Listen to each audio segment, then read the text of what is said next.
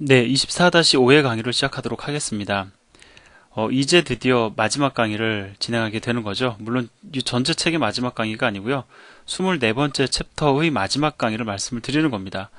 그만큼 그 24번째 챕터의 강의가 좀 길었습니다. 보통 제가 한 챕터당 강의 시간을 1시간 반 전후로 아마 진행을 했을 거예요. 근데 정확히 제가 재보진 않았지만 아마 24-3회 강의는 거의 지금 이미 3시간에 육박을 하거나 아니면 어쨌든 2시간은 넘어서는 양의 분량이 진행이 되었을 겁니다.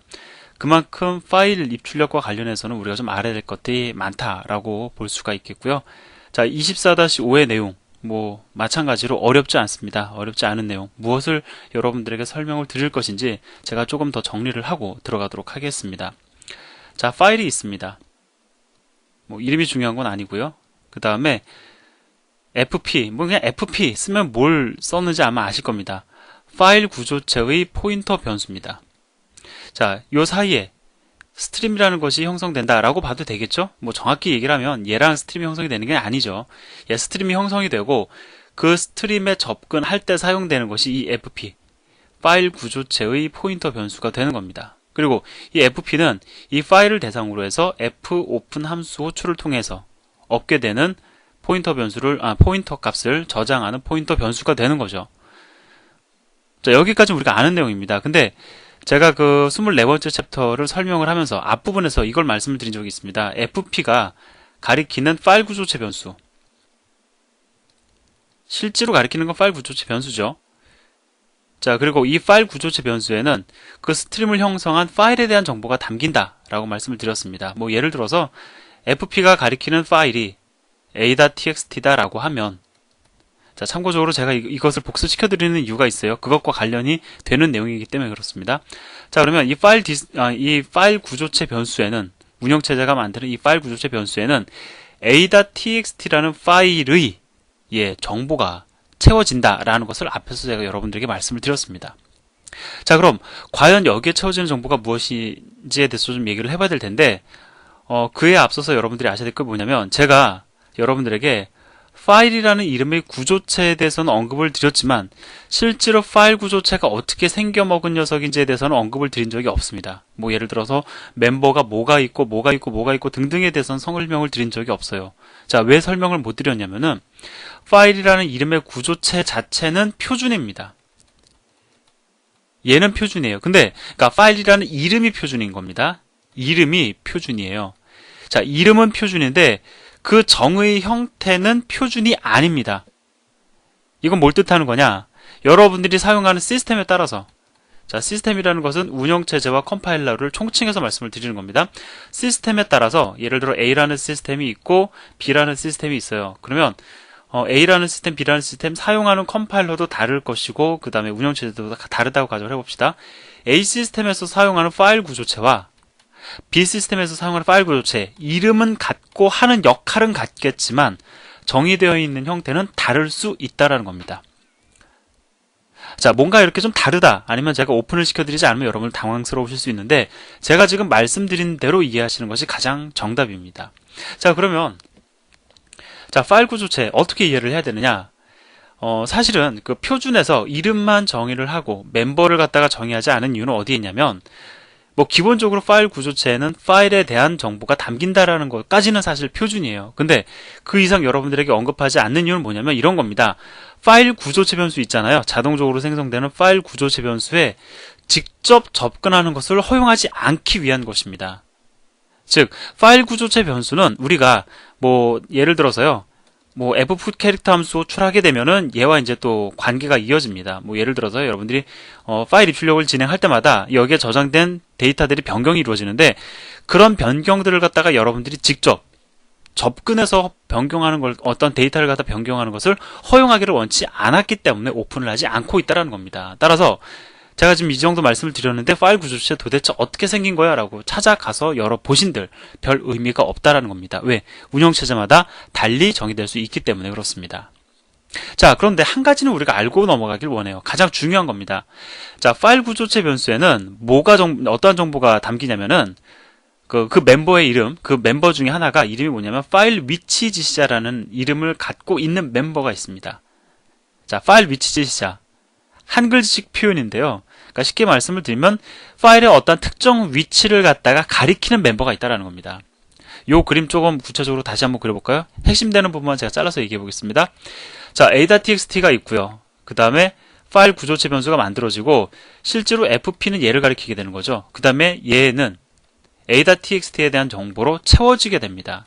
자, 근데 여기에는 이 멤버 중에 하나는 그 멤버 중에 하나는 이름이 뭐냐면은 파일 위치 지시자라고 해서 바로 이 a.txt라는 파일의 특정 위치를 가리키는 멤버가 있다고요. 자, 그럼 그 멤버가 필요한 이유가 뭘까요? 자, 예를 들어 보겠습니다. a.txt에 우리가 앞에서 경험을 해봤지만 a, b, c, d가 저장이 되어 있습니다. 그래서 나는 a, b, c, d를 갖다가 순차적으로 읽기 원해요. 그때 이제 호출할 수 있는 함수가 뭐냐면은 fget 캐릭터 함수죠. fget 캐릭터 함수를 호출하면은 a가 읽힙니다.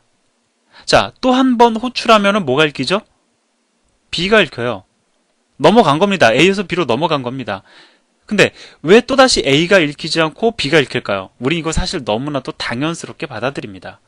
A가 읽혔으니까 당연히 B가 읽히겠지. 맞아요. 그렇게 당연스럽게 받아들이는 것도 괜찮은데 그렇게 당연스럽게 받아들이는 것들도 사실상 우리가 컴퓨터 프로그래밍 관점에서 보면은 다 사람이 해줘야 되는 또는 우리가 프로그래밍 해야 되는 요소다라는 겁니다. 자, 처음 파일을 오픈을 해서 읽으면 첫 번째 문자가 읽혀집니다.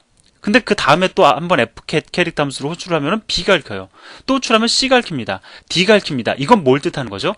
어디까지 읽었는지를 갖다가 어딘가에 저장해 놨다라는 겁니다. 현재 어디까지 읽었다 라는 정보를 저장해 놓지 않고서는 이런 일이 가능할 수가 없다라는 거죠. 그러면 그 위치를 갖다가 저장하고 있는 녀석이 누구냐? 바로 요 멤버입니다. 제가 지금 말씀을 드린 파일 구조체의 멤버 중에 하나인 이름이 뭐라고요? 파일 위치 지시자라는 멤버가 바로 어디까지 읽었느냐 이거에 대한 정보를 저장하고 있다는 겁니다. 그래서 얘는 우리가 쓸 때도 마찬가지죠. 예를 들어서 파일에다 이제 데이터를 씁니다. A, B, C까지 썼어요. 근데 D를 쓰려고 하는데 D를 갖다가 A에다 덮어 쓰는 게 아니라 C 다음에 써줘요. 이건 뭘 뜻하는 겁니까? 어디까지 썼는지에 대한 정보를 기억하고 있다는 것이죠. 그것을 기억하고 있는 녀석이 누구냐? 바로 파일 위치 지시자라는 겁니다. 자, 그래서 이 챕터에서 가장 중요한 것은 이 파일 위치 지시자의 존재를 이해하는 것이에요. 그래서 파일 위치 지시자가 있기 때문에 우리가 순차적으로 데이터를 읽을 수 있는 거고 그 다음에 순차적으로 데이터를 쓸 수 있는 겁니다. 아시겠죠? 자, 그러면 파일 위치 지시자 실제로 어떻게 동작을 하느냐? 예를 들어서 여러분이 fget 캐릭터 함수를 호출을 하잖아요. 한 문자를 읽어드리잖아요. 그때에 우리는 단순히 문자만 하나 전달받는 것이 아니고 파일 위치 지시자의 정보, 즉 파일 구조체 변수의 멤버 중 하나인 파일 위치 지시자, 제가 지금 봉도로 떨어뜨려서 그려놨지만 사실 멤버 중 하나입니다.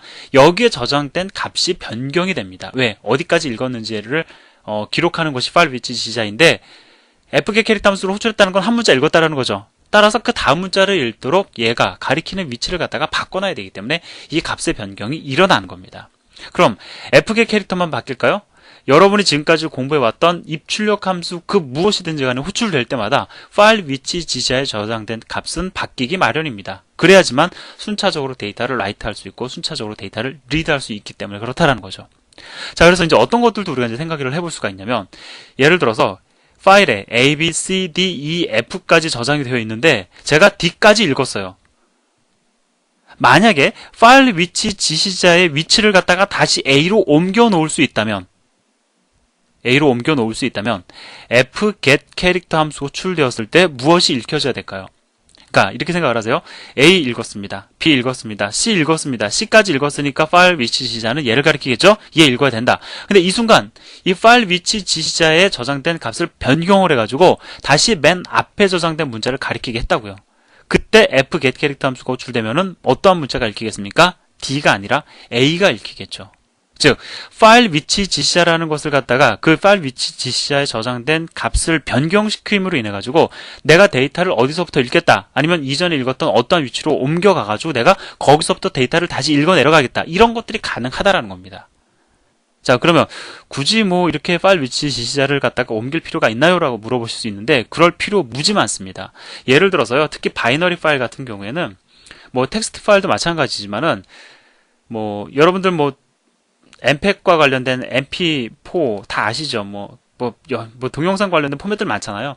동영상 파일들을 보면은 맨 앞에서만 읽을 것 같지만 그 동영상 파일에 대한 정보가 맨 앞에, 파일의 맨 앞에 존재하기도 하지만 맨 끝에 존재하기도 하거든요. 그러면 내가 플레이를 하기에 앞서서 그 파일에 대한 뭐 여러 가지 정보를 얻기 위해서 나는 파일의 맨 끝에 있는 데이터를 먼저 읽어야 될 수도 있습니다. 그럴 때 바로 이 파일 위치 지시자를 옮겨서 맨 앞에 있는 데이터를 먼저 읽고 그 다음에 다시 파일 위치 지시자를 맨 앞으로 옮겨서 순차적으로 데이터를 리드하도록 코드를 구현을 해야 될 수도 있다라는 것이죠. 따라서 24번째 챕터의 맨 마지막에 위치해 있습니다. 그렇다고 해서 덜 중요한 게 아니고요. 상당히 유용하게 사용되는 함수들, 그러니까 여기서 소개하는 함수들은 파일 위치 지시자를 갖다가 이동시키는 그러한 것과 관련된 함수들을 여러분들에게 소개를 해드릴 텐데 매우 중요한 내용이니까 우리가 차근히 한번 공부를 해보도록 하겠습니다.